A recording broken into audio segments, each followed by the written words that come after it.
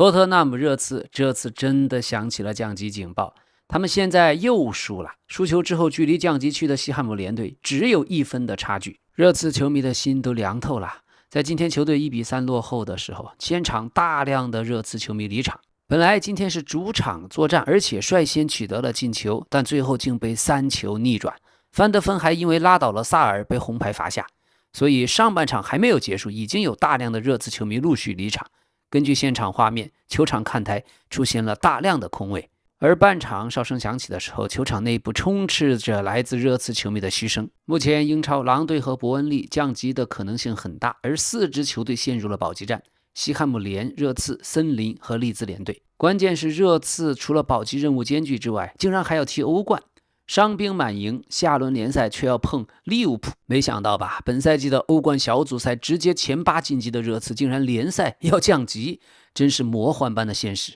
那么今天输球以后，热刺已经是5连败，英超11轮不胜。果然，所以你不听老 K 的，临时主帅选什么图多尔嘛？热刺的管理层是真的不懂球，太不懂球了。今天上半场34分钟，阿奇格雷杀入禁区，在球即将出底线的时候助攻，索兰克左脚一端破门，热刺1-0领先。可没想到5分钟后，热刺的中后卫范德芬就在禁区内拉倒了萨尔，送了点球加直接红牌的套餐，而萨尔稳稳地将点球罚中1-1。少打一人的热刺全面陷入被动，在后场控球的时候丢了球权，沃顿助攻，拉森破门，热刺1-2落后。虽然是上半场补时阶段，但噩梦没有结束，沃顿再次送出助攻，萨尔再次破门，热刺已经1-3了。最后下半场没有任何奇迹诞生，少打一人的热刺再次吞下失利的苦果。前几年的阿森纳球迷、曼联还有切尔西球迷都曾经沉沦过，但跟热刺球迷比起来还是太幸运了。本赛季的伤病潮是他们溃败的一个直接因素，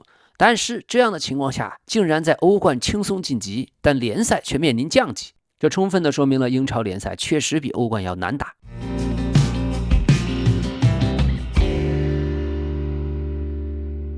所以英超如此刺激精彩，让人意想不到。关注老 K 世界足球新闻尽在掌握，感谢您的订阅、分享、评论、热推，也希望您喜欢的话点个订阅，谢谢。现在想想上赛季最后一场比赛，热刺在欧联杯决赛战胜曼城晋级了欧冠，这真的是好事吗？以前可能觉得说热刺降级是玩梗，但现在主力如果再回不来，真说不准要降级。球员在场上有些连球都停不稳，水平真是太夸张了。这一盘散沙，下半场只有开始的5分钟冲了一下，队伍的心气儿已经散了。最后嘘声漫天飞，导播给了许多看台球迷的表情大量的镜头，有困惑，有恼怒，有悲痛，有崩溃，也有麻木。想想2019年联赛杯曼联对阵罗齐戴尔的那场比赛，有几个站着的球迷当时抱着膀子歪头冷脸的，他们惊得嘴都合不拢，还拿着水瓶拘谨的拧开喝一口。当时那个镜头已经让大家很绝望了。可今天热刺的大量的看台镜头真的是人间悲喜剧，大特写太艺术了，给我们看了快10分钟的球迷众生相。那么所以被热刺球迷骂了很多年的主席列维，其实看起来真的是个好主席，只有他离开了才能证明这么多年列维的价值。而接手的管理层，你说你没事老换什么主教练，后面的这些教练还不如当时的努诺，更是远远不如当年的穆里尼奥。如果给穆里尼奥10年时间，现在的热刺肯定不会是目前这个样子。其实现在阿森纳球迷的心情很复杂，一方面自己的球队马上就要夺取联赛冠军，但另一方面老对手热刺却要降级。其实阿森纳球迷可能没有一个人真心希望热刺降级的，因为北伦敦德比就看不到了。所以挪威那个国宝教练弗兰克，其实炒他吧也没什么，但好歹找个有英超保级经验的来带呀，居然请了个意甲都带不明白的图多尔，搞得现在英超 Big6 的其他5个队球迷都挺心疼热刺的，甚至真正的死敌阿森纳球迷都在为他们祈祷，来一个救世主救救热刺吧。而球员方面，今天的热刺球员有什么好说的呢？那么今天10个人作战的热刺队，他们是自1975年以来首次遭遇联赛的11场不胜，同时也是自2004年以来首次遭遇英超的5连败。而更夸张的是，热刺队在进入2026年之后，英超11轮比赛4平7负，这在他们的历史上，只有在遥远的1935年才曾经遭遇过更长的自然年联赛开局不胜。上次这样的烂成绩，竟然已经是第2次世界大战之前的事了。那么比赛中少量的客场球迷、水晶宫的球迷还不忘嘲讽热刺的主帅，在那里高喊道：“你明早就要被解雇啦！”自图多尔上任以来，热刺已经遭遇了3连败。下一轮坐镇安菲尔德，客场挑战利物浦。卫冕冠军利物浦会母爱泛滥送分给热刺吗？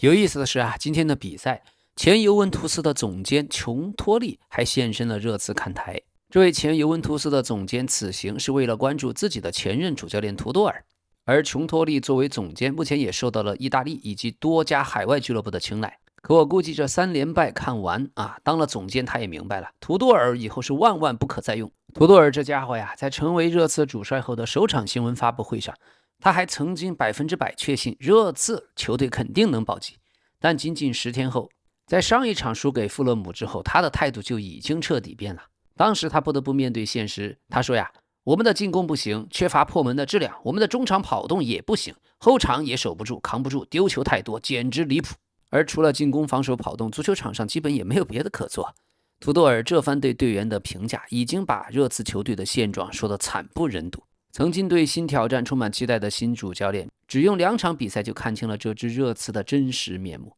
再加上今天的3连败，我相信他已经心如死灰。那么未来的赛程，除了打利物浦之外，就是和马德里竞技的欧冠2回合。然后英超的对手将是诺丁汉森林、桑德兰、布莱顿、狼队、阿斯顿维拉、利兹联队、切尔西和埃弗顿。一切还没有彻底的盖棺论定，但是从上赛季的第1场比赛到现在，热刺在自己的英超主场只拿到了31分，同期在所有的英超20支球队是最后一位，甚至本赛季排名垫底的狼队都比他们拿的分要多。而今天比赛第74分钟，波罗被换下以后还非常不满，坐在替补席上一直喋喋不休，自言自语。要我说，热刺的球员水平不怎么样，但刺儿头还特别多。不知道如果万一是真的降级，热刺明年将如何处理手上的这些刺儿头？其实今天打水晶宫这一场堪称他们分水岭的一战，如果能够赢下水晶宫，止住颓势，降级概率会大大减小。可总之是输掉了，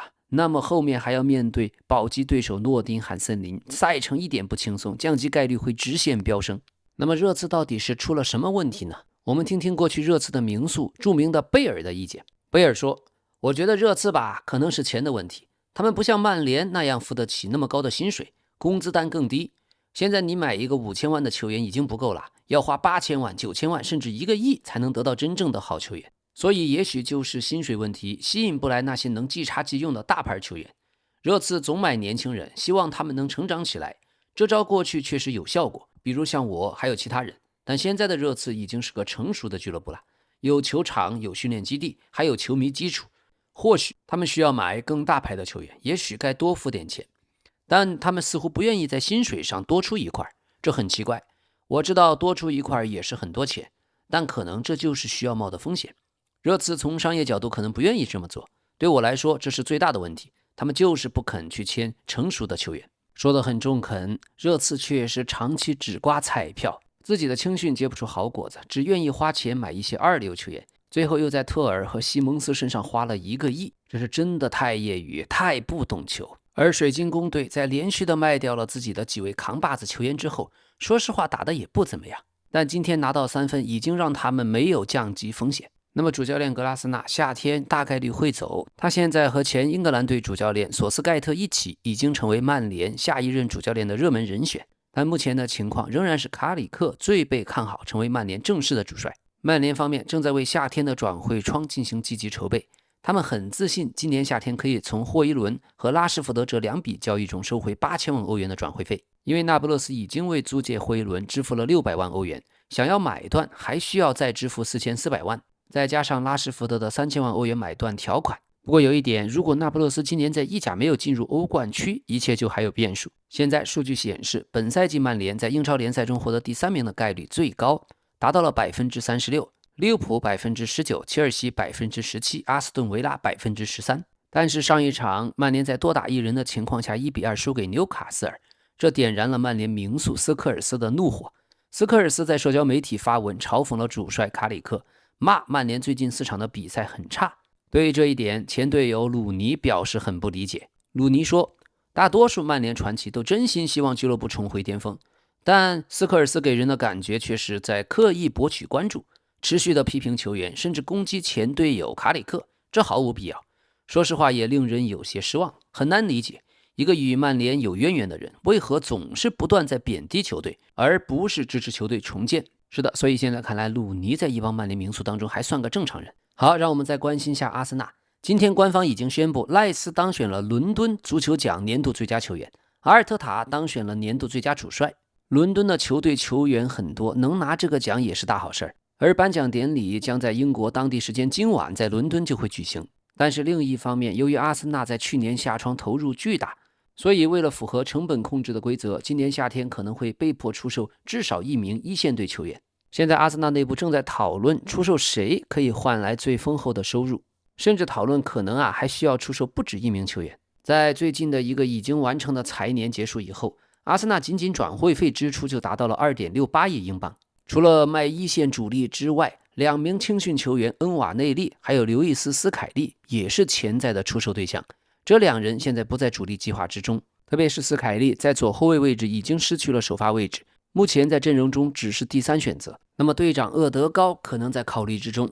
因为到了今年夏天他的合同将只剩2年。由于已经在俱乐部效力5年，所以在账面上的价值它比较低，如果能以高额转会费出售，就能带来巨额利润。但是厄德高是由俱乐部的工作人员和球员一起投票选为队长的，他在场上和场下都被认为是阿森纳一个极其重要的存在。另外就是马丁内利和本怀特。马丁内利在2019年仅以700万英镑加盟阿森纳，所以目前他在俱乐部账面上的价值也很低，如果出售也是一笔可观的利润。那么本怀特嘛，他是在2021年以5000万英镑的较高的转会费加盟。另外还有前锋哈弗茨，他在今年夏天合同也就只剩2年，俱乐部必须决定是否和他续约。与此同时，像前锋热苏斯还有特罗萨德，在本赛季结束的时候合同就只剩下1年。那么阿森纳现在已经承诺要支付4500万英镑买断从勒沃库森租借来的因卡皮耶，所以今年夏天进一步的出售球员将变得至关重要。另一方面，到了本赛季结束的时候，阿尔特塔的现有合同将只剩1年，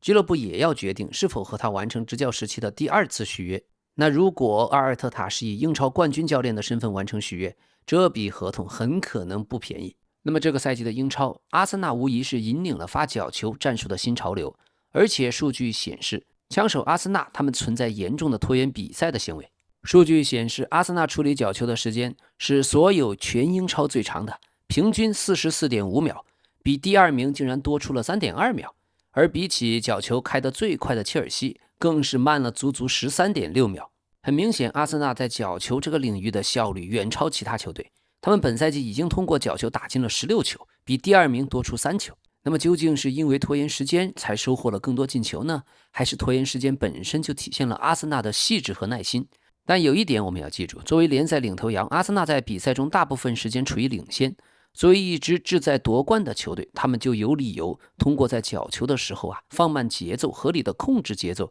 来保住胜利果实。所以枪手阿森纳他们并没有违反任何规则，但只是在竭尽所能去争夺英超冠军。而利物浦方面，他们想在今年夏天签下拜仁的奥里塞，可这个目标并不现实，所以已经开始谈莱比锡的边锋迪奥曼德。莱比锡现在对球员的要价高达1亿欧元，这位19岁的边锋同样也吸引了曼联、热刺和拜仁的关注。另外，过去的旧将夸安萨曾经以3500万英镑从利物浦加盟了勒沃库森，在合同中利物浦当时加入了5200万英镑的回购条款，而且这个回购条款在今年夏天就会生效，只不过利物浦现在不打算激活该条款。宽萨是利物浦的长期选择，利物浦更可能在2027年或者以后再选择回购。红军预计队长范戴克至少会在球队待到2027年，而利物浦也在和科纳特谈续约，此外还签下了雷恩的中后卫雅凯。还有3月底意大利队的世界杯附加赛就要来了，意大利主教练加图索正在试图说服小基耶萨重返国家队，而基耶萨在2024年欧洲杯以后已经多次选择婉拒意大利的征召。对小基耶萨，利物浦很可能在今年夏天重新考虑他的未来。目前的他出场机会实在太少，虽然为了适应利物浦的高强度训练，他放弃多次入选意大利队的机会，但是由于上场时间确实有限，所以每个转会窗口都必然会出现小吉耶萨可能转会的传闻。另一方面，利物浦去年夏天失去的路易斯·迪亚斯，本赛季已经直接参与了32个进球，这个数字竟然超过了利物浦现有所有5名前锋的总和，这真的让人唏嘘啊！今天 TA 也发文谈到了利物浦的节奏问题。TA 认为利物浦球队中能够执行高强度打法的球员减少了，说的就是路易斯·迪亚斯。好，切尔西方面今天传出他们看上了过去巴塞罗那的小将球员维托尔·罗克。罗克在25年2月被出售到巴西的帕尔梅拉斯，当时巴萨保留了他 20% 的2次转会权益。那么如果切尔西在下窗签下罗克，巴萨会得到一笔可观的收入。现在切尔西已经提出了一份5000万的初始报价，然而帕尔梅拉斯认为这个数字不足以放走自己的关键球员。维托尔·罗克转悠了一大圈，现在也只有21岁，在本赛季的巴甲联赛首发了3场3个进球，所以对帕尔梅拉斯来说确实作用非常大。而罗克过去曾经跟吉乌一起坐板凳，只要是来了切尔西，大概率还是跟吉乌一起坐板凳。这个球员我过去还依稀记得他在巴萨的时候没有盘带，没有速度，甚至普通的带球跑都跑不明白。我记得他连球都停不好，我是非常不看好他来切尔西的前途。好，看看皇马现在跟姆巴佩之间已经发生了嫌隙。皇家马德里内部和球员姆巴佩的说法出现了明显分歧，俱乐部对姆巴佩提供的伤情信息已经产生怀疑，而且贝林厄姆的伤病处理方式同样也引发了讨论。目前关于姆巴佩的膝盖伤势成为了本赛季最具争议的话题之一，外界对他的恢复时间说法不一，有人说1个月，有人认为他下周就可能复出。而今天塞尔电台说我感觉皇家马德里现在已经不太相信姆巴佩自己所说的情况了。我认为这里明显存在2种医疗判断发生了冲突，因为不可能一边告诉罗梅罗而且我知道这条消息也通过其他渠道传出，内容是一样的，说姆巴佩差不多要休战1个月，而皇马却觉得他下周就能复出，这里面显然有哪里出了问题。另外还有一个情况就是贝林厄姆，皇马当时很快表示贝林厄姆的伤情需要1个月恢复，而现在已经接近2个多月了。如果是非常复杂的伤病，需要去找顶级专家，那么回到英格兰我们还能理解。但我记得当年有4-5名比尔巴鄂竞技的球员都有腹股沟伤病，像这种比较常见的伤病，尤其是贝林厄姆的情况，为什么非要去伦敦治疗这种相对普通的伤呢？确实是一件挺奇怪，也让人有些难以理解的事情。哎呀，马德里媒体皇马3年搞出来17个 ACL 膝盖重伤，不相信姆巴佩，不相信贝林厄姆，难道相信皇马的医疗团队吗？目前有2名队医陪同姆巴佩在法国进行治疗，皇马仍然希望他能够出战曼城，而且皇马方面坚持认为姆巴佩的伤势并不需要进行手术。目前法国媒体说，皇马已经给姆巴佩设定了一个明确目标，在3月17日欧冠对阵曼城的次回合比赛中要复出。皇马已将他的回归日期定在这天，希望能在这场决定性的欧洲大战中倚仗王牌球员姆巴佩。而另一位贝林厄姆在伦敦，他的外出治疗也有皇马的队医在陪同。现在的皇马遭遇了巨大的伤病潮，而他们的老队长自由身的拉莫斯今天点赞了一条 Instagram 的帖子，这个帖子是呼吁拉莫斯回归皇家马德里上演最后一舞。但是老 K 个人估计，以老佛爷的性格这样的奇迹大概率不会出现。现在由于成绩不好，皇家马德里的帅位潜在人选已经引起讨论。意大利的阿莱格里再次被提出来，虽然目前他在 AC 米兰执教很顺利，但如果和老佛爷深入探讨的话，他可能会提出2项关键条件，一是带莫德里奇回来，2就是拉比奥。阿莱格里很希望在自己未来的教练团队中给莫德里奇安排一个特殊角色，让他成为皇马精神的守护者，同时也能作为连接过去和未来的桥梁。至于拉比奥，他是能够进一步加强皇马中场实力的重要补充。但是以老 K 之见，阿莱格里的水平来皇马绝对镇不住场。这个恐怖的更衣室，无论是老佛爷、阿隆索、安切洛蒂还是阿维罗谁都很难管得住。另外，巴塞罗那方面，他们已经看上了汉堡的潜力新星小将卢卡·伍什科维奇。这位19岁的小将在汉堡在德甲联赛，他的传球成功率达到了 84%， 对抗成功率 68%。这名后卫如果来了巴萨，很可能是主教练弗里克手下一个重要补充。但是伍什科维奇是租借到汉堡去的，他和热刺的合同有效期到2030年，所以也属于热刺队好不容易刮出的彩票。说真的，很难放人，搞不好就是5、6千万以上的价格，巴萨能承受吗？还有，今天传出总监德科非常欣赏目前效力于曼城的荷兰中后卫阿克。31岁的阿克目前身价1800万欧元。前段时间今年冬窗是因为曼城的中后卫接二连三受伤，所以当时没有出售阿克的可能性。还有拜仁和切尔西、热刺、巴萨等队都在关注霍芬海姆21岁的前锋阿斯拉尼，他的合同中有3000万欧元的解约条款。但是由于阿斯拉尼在几个月前接受采访的时候说呀，我一直梦想的俱乐部是巴塞罗那，我一直想为巴萨效力，我希望有一天能踢欧冠，拥有梦想并为之努力，这非常重要。所以这个表态让巴塞罗那在谈判中处于更有利的位置。这位1.91米的年轻人在霍芬海姆本赛季首发21次，7个进球，4个助攻。好，今天巴萨前财务主管也是拉波尔塔团队经济事务的负责人接受了采访，谈到了当年梅西续约的一些细节。他说呀，当时巴塞罗那迫切的希望梅西留下，可是梅西提出的条件令人难以接受。我们是最希望梅西留下的人，但那是不可能的。我们努力到了最后一刻，我可以保证，因为我参与了谈判，那确实是不可能的。我们不得不将巴塞罗那放在首位。我们想让梅西留下，但梅西提出的条件无法满足，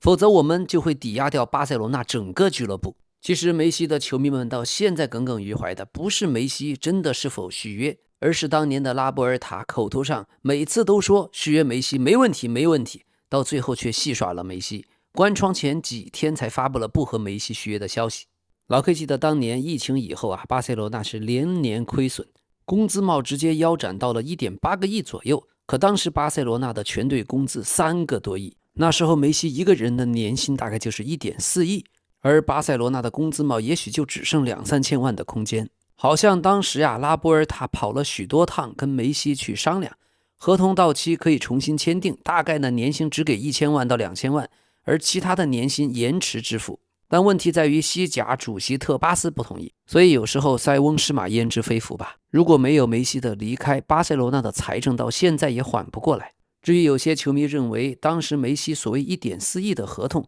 是要达到一些条件才能拿到，但关键就是巴塞罗那每一个赛季他们都有拿西甲冠军和欧冠的可能，如果真达到了这些条件， 1.4 亿的工资真给不起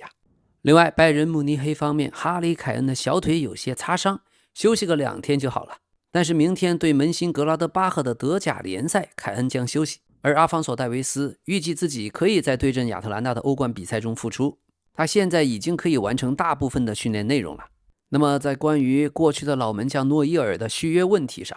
现在有一些拜仁监事会成员认为，如果续约，诺伊尔应该降薪，主要考虑到他现在年龄已经39岁，还有一些伤病情况。诺伊尔目前的年薪最高可达2000万欧元，是拜仁队内收入最高的球员之一。俱乐部对他和去年对穆勒的情况不同，穆勒当时也希望再留队1年，但俱乐部高层决定不再和穆勒续约。另外，拜仁还正在推动想签下萨尔兹堡红牛16岁的小将马特奥马里奇，这位奥地利16岁的中场也吸引了许多家欧洲顶级俱乐部的兴趣。好的，关注老 K， 世界足球新闻尽在掌握。感谢大家的点赞、评论、热推、分享和订阅，咱们明天再见。